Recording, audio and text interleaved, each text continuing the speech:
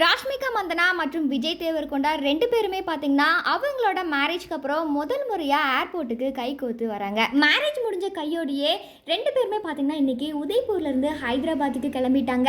ஹைதராபாத்தில் ராஷ்மிகாவுக்காக விஜய் தேவர்கொண்டா பார்த்தீங்கன்னா 150 கோடியில் பிரம்மாண்டமான ஒரு வீடு வந்து கட்டியிருக்காரு. இந்த நிலையில் மேரேஜ் முடிஞ்ச கையோட ராஷ்மிகாவை அந்த வீட்டுக்கு தான் இன்னைக்கு கூட்டிகிட்டு போகிறாரு. இப்போ அவங்களோட மேரேஜ் தொடர்ந்து ரிசப்ஷனும் பார்த்தீங்கன்னா ஹைதராபாத்தில் அரேஞ்ச் பண்ண போகிறாங்க. மார்ச் 4ஆம் தேதி நடக்க போற இவங்களோட இந்த ரிசப்ஷன் ஃபங்க்ஷன்ல பல சினிமா பிரபலங்களும் அரசியல் தலைவர்களும் கலந்துக்க போறாங்க. இதை தொடர்ந்து ரிசப்ஷன் முடிஞ்ச கையோட கம்ப்ளீட்டா அவங்க ரெஸ்ட்ல தான் இருக்க போறாங்க. அவங்களோட ஹனிமூன் பிளான் எல்லாம் முடிச்சுட்டு அதுக்கப்புறம் தான் அவங்களோட ஷூட்டிங்ல ஜாயின் பண்ண போறாங்க. இந்த நிலையில் மேரேஜ்க்கு அப்புறம் பார்த்தீங்கன்னா முதல் முறையாக 2 பேரும் ஏர்போர்ட்டுக்கு கை கோத்து வந்திருக்காங்க. இந்த ஒரு வீடியோ தான் இப்போ சோஷியல் மீடியா முழுவதுமே வைரலாகி வருது.